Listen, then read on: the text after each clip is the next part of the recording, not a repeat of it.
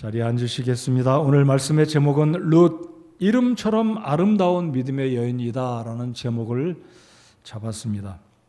제가 방금 말씀드렸듯이 지난 수요일 날에는 라합의 삶에 대해서 살펴보았습니다. 오늘 저녁은 이 룻에 대해서 살펴보겠습니다.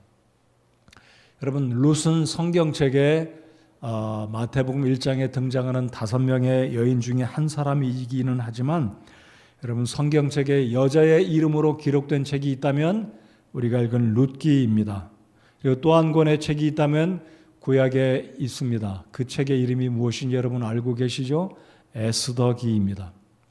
그러니까 구약 성경 39권 속에 성경 전체에 여자의 이름으로 성경이 기록됐다는 것은요, 이건 굉장한 하나님의 배려, 하나님이 주신 특권과 축복이 아닐 수가 없는 것입니다. 왜냐하면 지난주에도 말씀드렸듯이 이 유대인들은 사람들 숫자를 헤아릴 때 여자들은 숫자에 포함시키지도 않고 족보에는 더더군다나 등록을 이제 기록하지 않기 때문에, 그런데 하물며 하나님의 성경책의 제목으로 룻과 에스더의 이름을 사용했다는 것은요, 이 두 여인에게 엄청난 특권과 축복을 우리 하나님이 주신 것이다 라고 저는 생각해 보았습니다.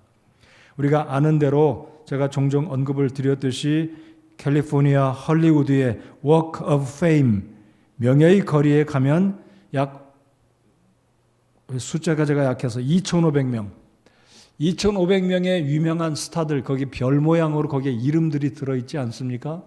근데 저는 이 두 사람 룻과 에스더를 생각하면 2,500명의 헐리우드 그 명예의 거리에 이름은 언급이 안 됐지만 비교할 수 없이 놀라운 이름으로 하나님이 이 에스더와 룻을 기뻐하시고 성경책의 이름으로 사용했다는 것은 굉장한 축복이 아닐 수 없다라는 것을 생각해 보았습니다. 근데 특징은요, 한 사람은 유대인이 이방인 왕과 결혼했고 한 사람은 이방인 여인이 유대인과 결혼한 겁니다.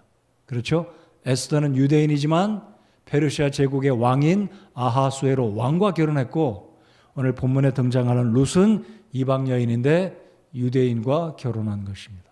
자, 오늘 이제 룻에 대해서 살펴볼 때 제가 평상시 하나님의 말씀을 전할 때 사람을 강조할 때가 있음을 새롭게 느끼며 우리가 말씀을 전할 때는 궁극적으로 이 인물, 어떤 사건을 통해서 결국은 누가 드러나야 되고 우리의 마음이 누구에게 초점이 가야 되겠습니까?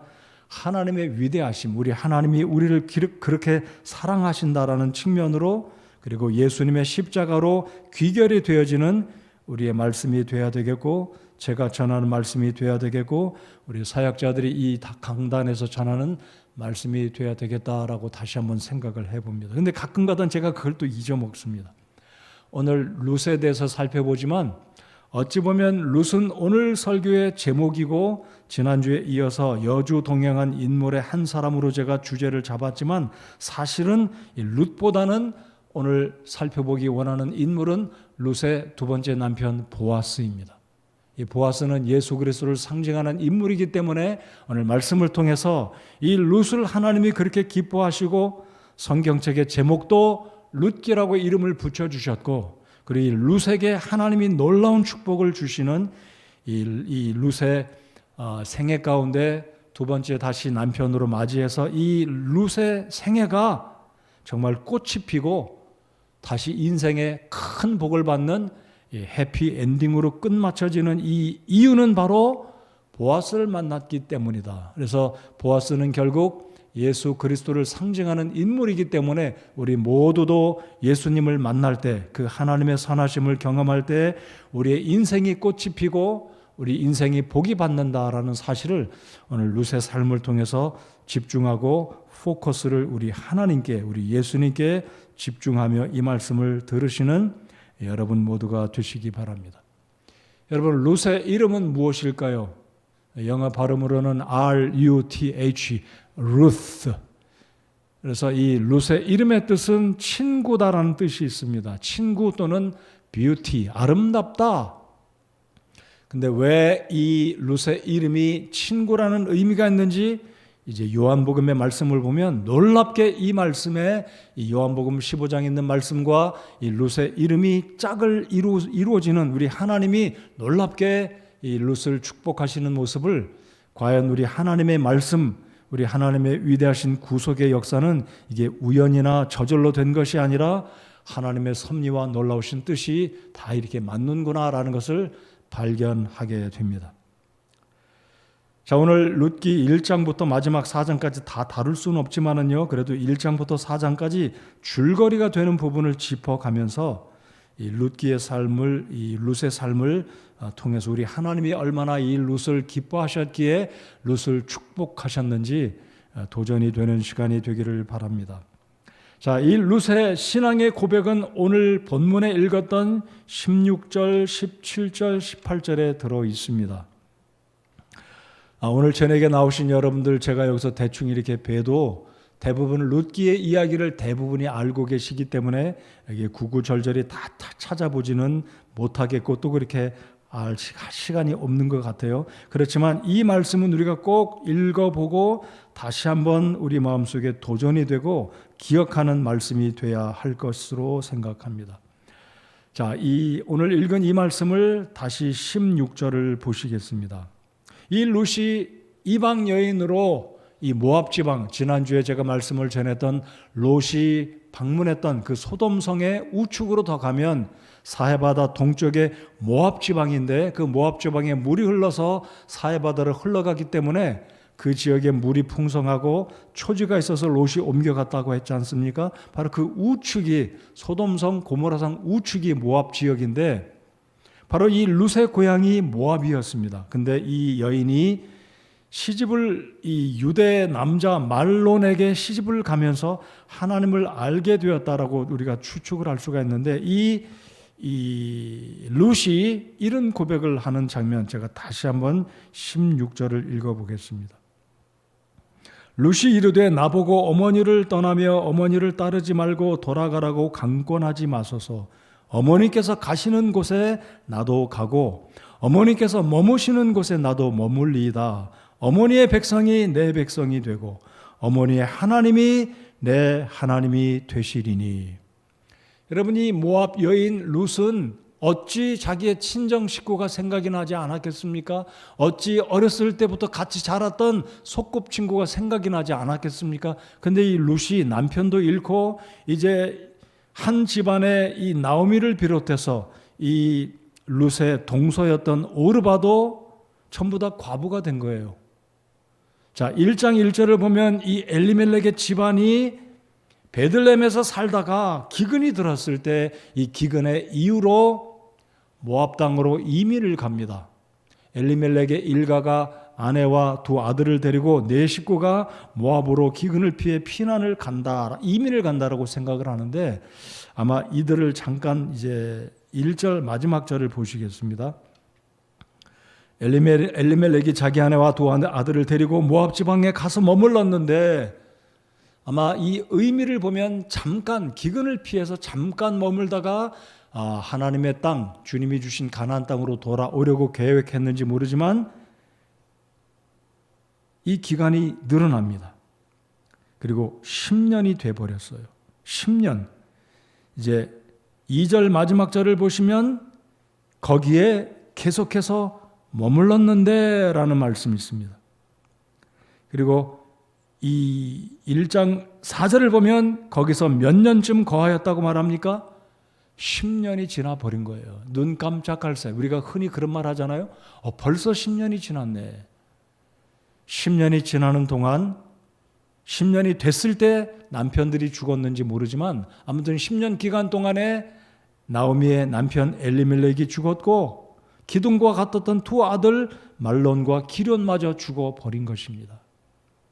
자, 그런데 이 나오미가 괴로워서 이제 하나님 앞에 회개를 하는 장면이 바로 1장 후반부에 하나님께서 나를 치셨다, 나를 징계하셨다라는 고백을 하는 것을 보면 이게 우연한 일이 아니라 이 나오미가 깨달은 거다라고 저는 볼 수 있다라는 거죠. 자, 그래서 나오미가 회개하고 하나님께서 이제 8절을 보면 하나님께서 우리에게 선대해 주시고 고향 땅 베들레헴에 양식을 주셨다는 소식을 6절을 접합니다. 우리 6절 한번 같이 읽어 보실까요?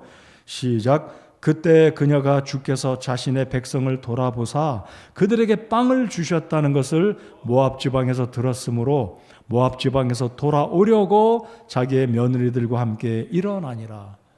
여러분이 아마 이 나오미라고 생각해 보십시다. 남편도 죽었습니다.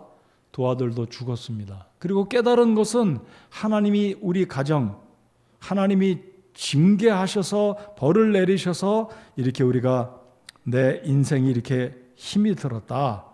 그리고 회개하고 뉘우치면서 이제 고향 베들레헴으로 돌아가려는데 두 며느리를 데리고 갈 수 없잖아요. 이방 여인이니까 아직도 젊고. 그래서 지금 나오미가 두 며느리를 불러놓고 하는 이야기가 11절 12절 돌아가라는 얘기죠. 어찌 보면 이 시어머니 나오미는 그런 대로 너그러운 여인이 아니었나, 배려해주는 젊은 며느리들에게 이제 돌아가라. 이 구절을 쭉 읽어보면 돌아가서 새로운 삶을 살라. 너희 고향에 돌아가서 제가 해서 새로운 삶을 살라고 이야기를 합니다.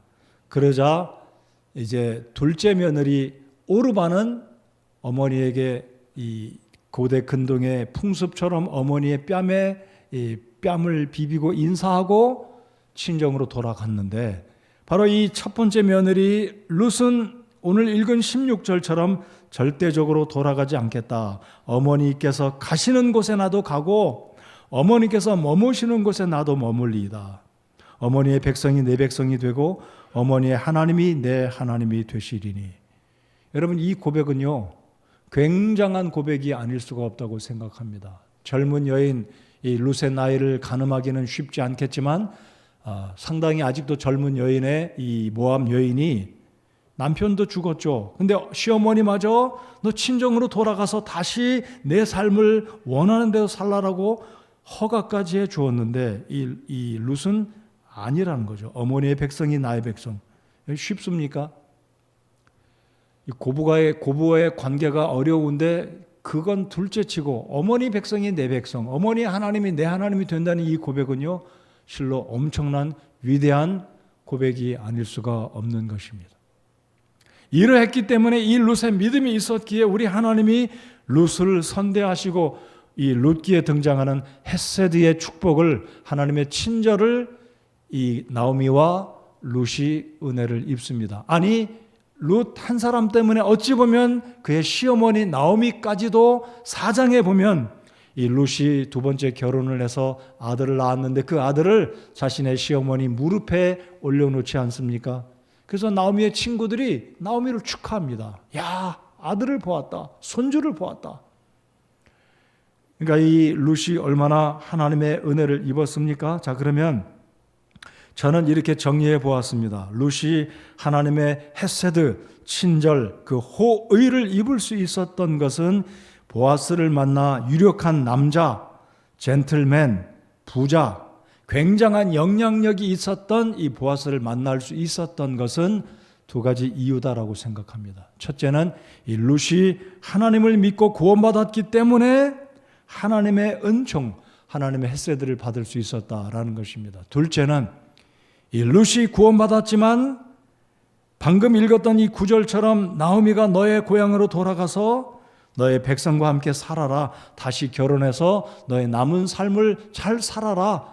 이 시어머니가 정말로 사랑하는 마음으로 이 룻에게 권면했을 때 룻은 아닙니다. 어머니의 백성이 내 백성이 되겠고 라고 고백한, 어머니의 하나님이 나의 하나님이 되겠다고 고백했던 것은 이 룻은 알았습니다. 왜냐하면 고향에 돌아가면 그의 친정 가족들을 포함해서 주변 모든 사람들이 우상을 섬기는 그모스를 섬기고 그 당시 가나안의 우상신을 섬기는 그 백성들에게도 돌아가면 자신은 구원받은 사람이기 때문에 절대로 있을 수 없다는 것을, 그러니까 혈연보다도 더 중요한 게 하나님의 믿음의 백성들과 함께하겠다는 굉장한 믿음의 고백으로, 굉장히 어려운 거죠.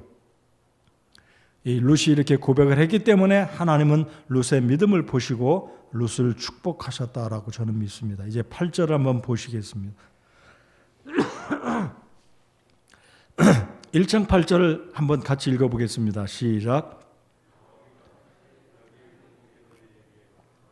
각각 자기 어머니 집으로 돌아가라. 너희가 죽은 자와 나를 친절히 대한 것 같이 주께서 너희를 친절히 대하시기를 원하며. 그러니까 이 나오미가 정말 하나님께서 너를 선대해 주시기를, 죽은 자는 누구이겠습니까? 자신의 남편과 두 아들을 생각하며 며느리를 생각하니까 그런 불쌍한 마음, 측은지심이 들지 않았겠습니까? 그래서 결국 이런 과정인데 룻은 이 시어머니의 정말 사랑하는 그 권고를 무릅쓰고서도 반대하며 강력하게 이런 고백을, 믿음의 고백을 한 것입니다. 그래서 룻기는 사장으로 이루어졌습니다. 근데 우리가 드라마나 영화를 보면 기승전결이 있는 것처럼 이 룻기 사장도 정말로 놀랍게 아주 흥미있게 재미있게 이 독자들의 시선을 이렇게 흡입하는 발단과 전개와 그리고 절정과 결말, 정확하게 4장으로 나눠진 이렇게 4 주제를 발견할 수 있어서 얼마나 재미있게 이 룻기를 읽으며 은혜를 받는지 모르겠습니다. 자, 1장은 그래서 발단입니다. 어떤 배경이 있었고 어떤 상황인지. 자, 그래서 마지막 절을 한번 집중해 보시겠습니다. 제가 룻기 강해를 아주 오래전 6년, 6, 7년은 되지 않았을까 생각하는데 룻기 강해를 이미 끝마쳤고 그때도 제가 이 마지막 구절을 강조하며 언급했었는데요. 22절 다 같이 한번 읽어보겠습니다. 시작. 이같이 나오미가 모압 지방에서 돌아온 자기 며느리 모압 여인 룻과 함께 돌아왔더라.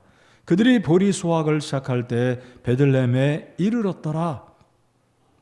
자, 22절은 나오미의 말도 아니고 룻의 고백도 아니고 어느 누구의 고백도 아니라 룻기의 저자 사무엘이 독백으로 내레이션으로 지금 기록해 두고 있는 것이 흥미롭습니다. 근데 이 22절에 사무엘이 이 구절을 기록할 때는 성령의 감동을 입고 기록을 했는데 우리가 이 22절 속에 들어있는 이 당시의 분위기, 22절을 통해서 하나님이 우리에게 주목시키고자 하는 것이 무엇인지 우리가 잘 보아야 한다는 것입니다. 이게 무엇이냐면 보리 수확할 시기에 베들레헴에 이르렀더라라는 것입니다. 여러분, 이 보리 수확의 시기를 놓쳤다면 이 룻기의 사랑 이야기는 어찌 보면 등장할 수도 없었고 룻과 보아스의 만남은 이루어지지, 말 그대로 이루어질 수 없는 사랑이 될 수도 있었다라는 거예요. 근데 우리 하나님은 완벽하게 하나님을 믿고 구원받은 이 믿음의 여인 룻을 축복하시기 위해서 가련한 나오미와 회개했던 나오미와 그의 며느리 룻, 이 두 여인을 축복하고 헤세드, 선대해 주시기 위해서 이 보리 추수가 시작할 때 늦지 않게 정확하게 God's timing, 하나님의 시간에 이들이 돌아올 수 있도록 우리 하나님이 놀랍게 역사하고 계시다라는 것입니다. 여러분, 우리의 삶 가운데 우연은 없습니다. 여러분, 우리 하나님이 합력해서 선을 이루시는 하나님이라고 믿으십니까? 합력해서 선을 이루십니다. 어떤 때는 어려운 일을 통해서 합력해서 선을 이루십니다. 어떤 때는 좋은 일을 통해서 우리를 더 하나님을 사랑하고 감사하며 믿음을 성장시켜 주시기 위해서 합력해서 선을 이루시는 하나님인데 이 22절은 우연이 아니라 이 나오미와 룻이 베들레헴 떡집에 돌아올 때 기근이 들었던 이 베들레헴에 우연이 아니라 보리 추수할 시작할 무렵에 하나님께서 불러주셨다. 돌아오게 하셨다. 즉 하나님의 놀라운 축복이 이제 시작되고 있는 그 조짐을 이 마지막 절에서 우리가 느낄 수 있다라는 거예요. 그걸 볼 수 있어야 된다는 거죠. 그래서 우리의 삶 가운데도 고난이 있을지라도 하나님은 나를 위해서 보리 추수밭을 예비하고 계신다라는 믿음의 시각으로 우리의 상황 속을 읽어볼 수 있어야 되는 이 믿음의 시선이 우리 모두에게 필요하다라는 것입니다. 자, 2장은 전개입니다. 자, 2장 1절을 한번 같이 읽어보겠습니다. 시작. 나오미에게는 그녀의 남편 엘리멜렉의 가족에 속한 친족으로 부유하고 강력한 자가 있었는데 그의 이름은 보아스더라. 보아스의 이름이 등장합니다. 강력한 자. 자, 그리고 2절에는 드디어 이 룻이 나오미에게 허락을 요청합니다. 시어머님, 제가 보리 추수가 시작되었는데 당장 먹고 살 것이 힘들잖아요. 그러니까 이 룻이 혼자 마음대로 가는 게 아니라 시어머니의 허락을 구하고 이삭 주스러 가도 되겠습니까? 이 룻의 현모양처 같은 참 예의 바른, 그러면서도 믿음이 있는, 조심성이 있는 이 룻의 믿음을 봅니다. 나오미가 허락을 합니다. 근데 4절에 보면 보라, 킹제임스 성경에 보라는 이 단어가 나올 때는 굉장히 의미가 있는 겁니다. Behold, 보라. 그러니까 우리 독자들에게 보라, 뭘 보라고요? 어떻게 이 베들레헴에 많은 보리 추수밭이 있었을 텐데 어떻게 이 룻이 우연의 일치가 아닐지 모르지만 보아스의 밭에 갔게 됐다는 걸 보라는 거예요. 하나님이 역사하시는 손길을 볼 수 있어야 된다는 겁니다.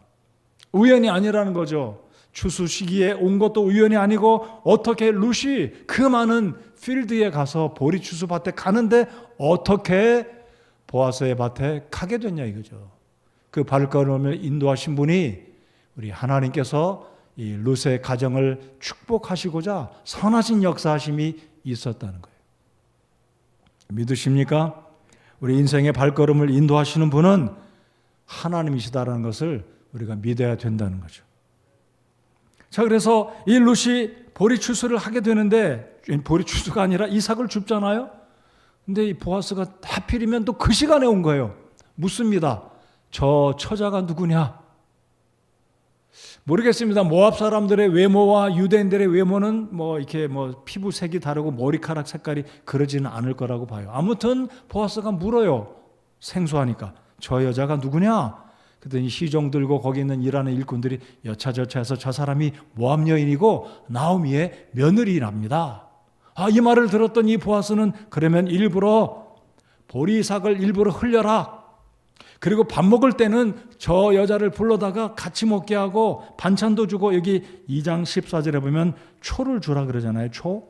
여러분 프랑스 파리바게뜨 이 빵, 딱딱한 빵 먹을 때 간장과 식초들은 특별한 소스 찍어 먹으면 맛있잖아요. 저 그거 좋아하는데 여기 보면 그런 거에 좀 선대해 줍니다. 그리고 볶은 곡식까지 막 이렇게 챙겨주는 거예요. 이것 역시 우연이 아니라는 거죠. 그러니까 우리 하나님께서 이런 발단을 통해, 이 장을 통해서 룻과 보아스의 만남을 우리 하나님께서 어레인지 하셨고, 점점점 이 어떻게 전개가 되어지는지 이제 이 장에서 그런 모습이 보이고, 나오미가 소식을 듣는데 오늘도 어디 갔다 왔느냐 그랬더니 제가 어느 필드에 갔는데 때마침 그분의 이름이 보아스랍니다. 그랬더니 나오미가 이제 설명을 하지 않습니까? 이 룻은 나오미의 설명을 듣기 전에는 보아스가 누군지 몰랐을 겁니다. 알고 보니까 자기 남편의 친척이라는 걸 알게 됩니다. 그러니까 나오미가 너의 발걸음을 인도한 우리 하나님을 찬양한다. 하나님께서 너를 통해 우리 가정에 어떤 축복을 주실지 기다리자라고 이야기합니다. 굉장히 설레이는 거죠. 이 룻기 2장을 읽는 독자들도 어떻게 진행이 될까? 믿음의 여인, 당신의 백성이 나의 백성, 어머니의 백성이 나의 백성이 되고 어머니의 하나님이 나의 하나님이 되겠다는 이 젊은 과부가 이런 고백을 했을 때 우리 하나님은 룻의 믿음을 보시고 어쩌면 그렇게 놀랍게 인도하십니까? 축복을 해 주시는 거예요. 그리고 보리 추수밭에 있는 청년들에게 그 룻을 잘 보살피고 잘못된 행동 하지 말라라고 타이르기까지 합니다. 그리고 이제 3장에 또 다른 재밌는 장면, 절정을 이루는데 이제 나오미가 룻에게 이리 하라고 시키지 않습니까? 밤에는 준비를 잘 했다가 깨끗이 하고 정갈하게 잘 준비해서 타작마당에 이제 보아스가 타작마당에 곡식 소출한 그 부분에 밤에 잠을 잘 테니 타작마당에 들어가서 다른 사람에게 알리지. 3장을 열어보시기 바랍니다. 이제 8절 이하에 쭉 그런 장면입니다. 이 3장의 이 상황은 우리가 성경을 잘못 이해하면 이 룻은 은큼한 여인이 아니냐, 예의가 없다, 의도적으로 부잣집 저 보아스에게 시집 가려고 의도적인 게 아니냐, 이렇게 이해할 수가 있겠지만은요, 이것은 유대 문화를 잘 이해하면 친족, 이 히브리어로 고엘이라고 합니다. 고엘. 그러니까 기업을 물을 자, 우리말로 옮기면 기업을 물을 자인데 다른 말로 하면 계대 결혼입니다. 여러분 신약 성경에 보면 이 바리새인과 서기관인 예수님을 참 힘들게 하려고 어떤 집안에 어떤 형제가 장자가 있었는데 맏형이 있었는데 결혼하여 살다가 자식을 낳지 못하고 그 첫째 형이 죽었는데 둘째가 형에게 자손을 대를 잇게 하려고 둘째가 형수님을 취해서 살다가 또 죽었는데 자식이 없는데 셋째도 넷째도 그렇게 하다 전부 다 죽었다. 그러면 천국 가면 누구의 부인이 되겠느냐 묻지 않아요? 그렇잖아요. 그 비유 들어보셨죠? 이거는 그러니까 우리 동양의 문화, 한국의 문화로 생각하면 이런 집안은 있을 수 없는 집안이에요. 예의가 없는, 상상을 못하는 집안입니다. 근데 이게 고대 근동은 특별히 유대인들은 이러한 습관, 관습이 있다는 거죠. 첫째가 자식을 낳지 못하고 대가 끊겨져서 이 룻처럼 그의 남편 말론이 죽었는데 엘리멜렉도 죽고 첫째 아들 말론, 둘째 아들 기륜도 죽은 거예요. 그러니까 엘리멜렉 집안은 이제 대가 끊어진 겁니다. 근데 나오미가 다행히도 첫째 아들 말론의 아내 룻을 데리고 왔는데 이 당시에 이 계대 결혼의 풍습을 알았던 이 나오미의 친척들은 엘리멜렉이 죽었고 두 아들이 죽었으니 나오미의 며느리에게 누가 저 여인을 데려다가 아내를 삼아서 자식을 낳아주어야 엘리멜렉의 집안의 대가 끊이지 않을 것이냐, 이거를 이제 알게 된 거예요. 이 사실을 알았던 나오미는 자기 며느리 룻을 가장 가까운 친족이 있었는데 그 중에 한 사람의 이 보아스로 생각을 하고 보아스가 혹시 기업 물을 자, 계대 결혼의 의무를 감당할 사람 그 마음이 있으면 이 밤중에 타작마당에 내가 들어가서 누우면 보아스가 너를 이 습관, 그러니까 이 타작마당에 이제 은밀하게 가서 숨어 들어가서 이제 이 옷자락을 잡으면 이 사인은 계대 결혼의 풍습을 이방 여인 모압이 보아스에게 나를 데려다가 시집 가게 해서 엘리멜렉의 집안, 우리 시아버지의 집안의 대를 잇게 하십시오라는 요청이라는 것을 그 당시에 습관을 알고 있던 보아스는 이해한다는 거죠. 자칫 이해하면 이 밤중에 이 여인이 들어가서 은밀하게 부잣집 이 사람에게 시집가고 싶은 이 잘못된 의도로 우리가 해석할 수 있는데 그건 아니라는 거죠. 그래서 3장에서는 이 절정의 모습, 그래서 이 보아스가 이제 기업 물을 자의 일을 행하게 되는 장면을 우리가 보게 됩니다. 자, 그 정도로 하고 이제 4장을 가면 이 룻기의 결말입니다. 그래서 우리 하나님이 제가 아까 서두에 말씀드렸듯이 이 이방 여인 모압 여인 이 룻이 어떻게 그렇게 하나님의 은총을 입고 헤세드 하나님의 친절을 입게 되었냐면 첫째는 이 모압 여인 룻이 구원받았기 때문에 하나님의 자녀가 되었기 때문에 하나님 당신의 자녀를 선대해 주시고 그 과부가 된 이 룻을 불쌍히 여겨 주시고 축복하시고자 이 룻의 결정 모압으로 돌아가지 아니하고 시어머님과 시아버지와 남편을 통해 알게 되었고 들었던 그 하나님의 믿음을 지녔던 이 룻을 우리 하나님이 축복하시고자 모든 예비한 이 축복들을 드디어 받게 되는 절정과 결말의 장이 마지막 4장입니다. 자, 그래서 이제 4장을 보면 1절을 다 같이 읽어보겠습니다. 1절 시작. 그때 보아스가 성문에 올라가서 거기 앉았는데 보라 보아스가 말하던 친족이 지나가므로 그가 그에게 이르되 어이 아무개여 돌이켜서 이리로 와서 앉으라 하니 그가 돌이켜서 앉더라. 4장을 다 자세히 설명을 해드리지 못하지만 자, 기업 물을 자 고엘의 의무를 감당할 서열을 보면 보아스가 1위가 아니었어요. 지금 여기에 보아스가 어이 아무개여라고 말한 이 사람이 엘리멜렉의 가장 가까운 친척이었다는 거예요. 자, 그런데 성문에 모였다 이 의미는 성문은 보통 가장 중요한 마을의 회의를 여는 중요한 센터입니다. 어찌 보면 법정과도 같은 공무, 중요한 일을 판결 짓는 장소가 성문이었습니다. 근데 이 보아스가 장로들을 초청하지 않았습니까? 10명의 장로. 이 열이라는 것은 완벽한 의미를 의미하기도 하지만 권위를 인정합니다. 이 10명이 모여서 회의를 한 결과는 법적으로 선포될 수 있는 효력이 있기 때문에 장로 중에 한 사람이었던 보아스는 베들레헴의 장로들 10명을 모으고 센터에서 중요한 회의를 여는 거예요. 이 10명의 장로들이 동의하면 베들레헴의 모든 남녀노소는 인정할 수밖에 없는 공식적인 결과로 받아들이는 겁니다.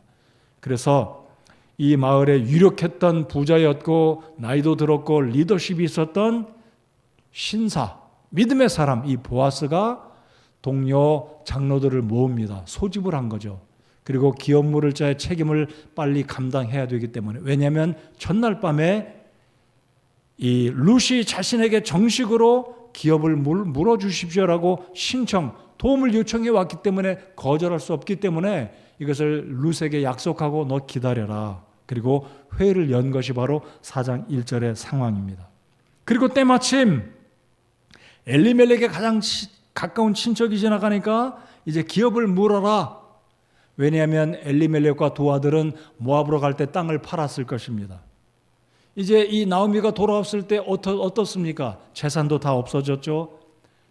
돈도 없죠. 그러니까 이 친족들이 땅을 다시 구해서 자신의 친족 엘리멜렉의 가정이 그 땅을 다시 소유하고 먹고 살아갈 수 있도록, 그리고 둘째로는 경제적인 문제뿐만 아니라 대를 이어야 되니까, 그래서 그 땅을 사야지만 룻을 아내로 맞아서 땅도 귀환 다시 반환시켜 줄 수 있고 이 룻을 맞아서 대를 이어갈 수 있도록 하기 때문에. 근데 보아스는 가장 가까운 기업 물을 자가 아니었습니다. 그래서 그 사람이 때마침 지나가니까 불러서 묻습니다. 자, 몇 절을 보시냐면 4절을 보시겠습니다. 내가 내 백성의 장로들 앞과 거주민들 앞에서 그것을 사라고 말하여 내게 알려주려고 생각하였노라.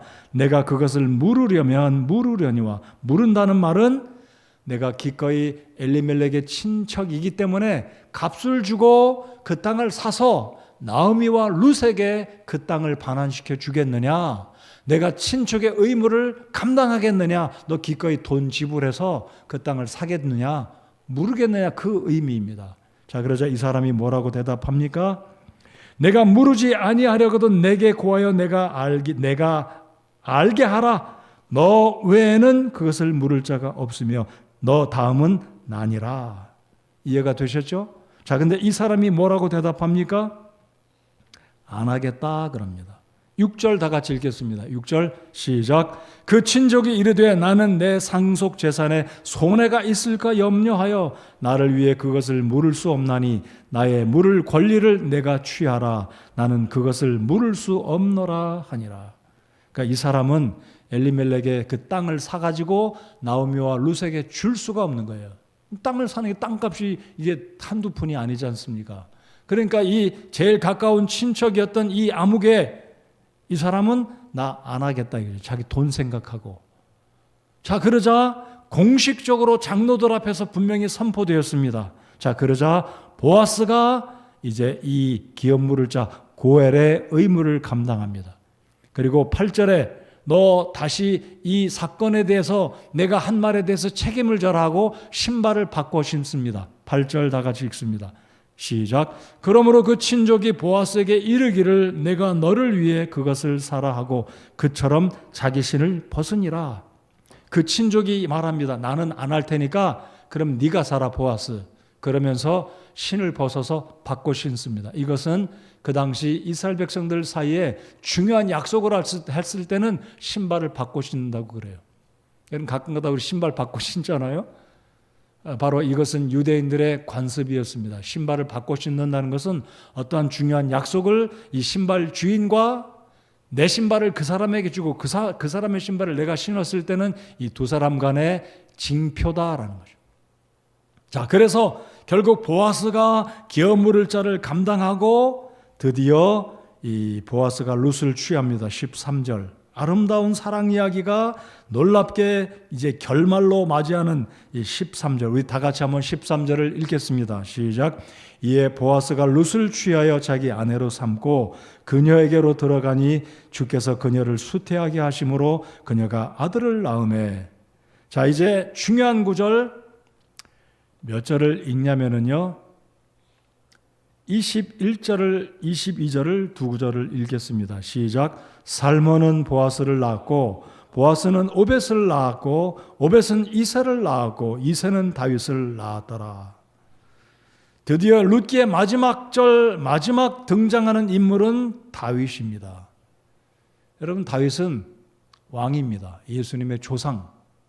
그러니까 이 이방 여인 룻을 통해서 예수님의 선조인 예수 그리스도가 태어났다는 이 사실을 다윗까지 거슬러 올라가는 이 이야기를 지금 하고 있는 겁니다. 여러분, 살몬이 누구인지 여러분 알고 계시죠? 우리 잠깐 마태복음 1장 5절을 읽어보겠습니다. 마태복음 1장 5절을 갖다가 다시 룻기 4장으로 돌아올 테니 여기다 뭘 끼워두시기 바랍니다. 자, 마태복음 1장 5절을 우리 지난주에 살펴본 구절이긴 하지만 1장 5절을 또 한번 열어서 읽어보겠습니다. 오늘 제가 서두에 말씀드렸던 라합과 룻은 어떤 관계인지 한번 보시겠습니다. 굉장히 흥미롭습니다. 자, 1장 5절을 다 같이 읽으실까요? 시작. 살몬은 라합에게서 보아스를 낳고 보아스는 룻에게서 오벳을 낳고 오벳은 이새를 낳고. 보아스는 누구의 아들인가요? 라합의 아들이에요. 맞습니까? 자, 그러면 룻에게는 두 명의 시어머니가 있는 겁니다. 말론의 어머니 나오미이자 이 보아스가 죽은 말론을 대신해서 고엘로 기업물을 자에 책임을 해서 룻을 자기 아내로 취했는데, 어찌 보면 이 라합이 어찌 보면 이 보아스의 어머니이기 때문에 이 룻의 시어머니가 된다는 거죠. 근데 이때쯤 시간적으로 제 아내와 저와 여러 번 이런 이야기를 했지만 시간적으로 계산하면 답이 안 나옵니다. 왜냐하면 이 라합은 여호수아 시대 때 인물이고 살몬이 정탐을 마치고 다시 돌아갔다가 여리고성을 정복한 그 시대는 여호수아 시대이고, 사사시대 이 룻이 살았던 이 시대 그 갭은 400, 500년의 차이가 있기 때문에 이건 숫자적으로 계산이 잘 안 됩니다. 아무튼 이론적으로 라합과 그리고 룻은 어떤 관계인지 이해가 되시죠? 되셨습니까? 안 되셨습니까? 되셨죠? 자, 이렇게 흥미롭다는 거죠. 자, 다시 룻기 4장으로 돌아오겠습니다. 우리 15절을 읽고 오늘 말씀을 끝맺고자 합니다. 15절 다 같이 읽겠습니다. 시작. 그가 내게 생명의 회복자가 되며 내 노년에 봉양할 자가 되리니 너를 사랑하며 내게 7 아들보다 더 나은 내 며느리가 그를 낳았도다 하니라. 이 동네 사람들이 이 룻이 낳은 이 오벳을 나오미의 무릎에 이제 16절에 그러지 않습니까? 나오미가 아기를 취하여 품에 품고 그의 보모가 되매 17절 모든 주변 사람들이 이 나오미에게 축하하고 그는 다윗의 아버지인 이새의 아버지이니라 또다시 강조하고 있습니다. 자, 그러니까 우리가 기억해야 될 것은 이 보아스가 누구라고요? 누구를 상징하는 인물이라고요? 바로 예수 그리스도 우리의 주님, 우리의 구원자, 우리에게 헤세드, 친절의 은총, 우리에게 호의를 베풀어 주신 우리를 구원하신 예수 그리스도를 정확하게 상징하는 인물이다라는 것을 기억하시기 바랍니다. 여러분, 이 보아스가 돈을 지불하고 땅을 샀습니다. 그리고 과부인 이 룻을 자기 아내로 맞이했습니다. 여러분, 호세아서에 보면 우리 말씀해 보면 내가 내게 장가들어, 개역성경은 그렇게 말했습니다. 우리 예수님은 우리를 당신의 신부로 맞이해서 정원해 주겠다라는 말씀을 호세아에게 하나님께서 알려주고 계십니다. 우리를 그렇게 맞이해 주셨습니다. 그래서 하나님은 이 룻기를 통해, 룻의 삶을 통해 놀라운 이 모습, 하나님이 얼마나 우리에게 선대를 해주시는지, 구속의 은혜를 베풀어 주시는지 바로 보아스를 통해서 하나님의 사랑을 발견하고, 이 룻이 하나님께 이 며느리 그 시어머니에게 고백한 것처럼 우리 또한 우리를 구원하신 하나님을 향해 하나님을 끝까지 사랑하고 우리를 구원하신 그 하나님의 은혜를 절대로 결코 잊지 말고 일생을 하나님의 사랑에 감사하며 주님과 동행하며 주님을 예배하는 삶을 살아가야 한다는 것입니다. 우리 요한복음 15장을 또 한번 읽어보겠습니다. 요한복음 15장 14, 15절, 제가 아까 서두에 말씀드렸던 요한복음 15장 14, 15절이면 이 구절을 읽을 때 이 룻이 그의 이름이 무엇인지 놀랍게 매치가 되는 것을 발견할 수가 있을 것입니다. 자, 요한복음 15장 14절, 15절 같이 한번 읽겠습니다. 다 찾으셨습니까? 요한복음 15장 14절, 15절 읽겠습니다. 시작.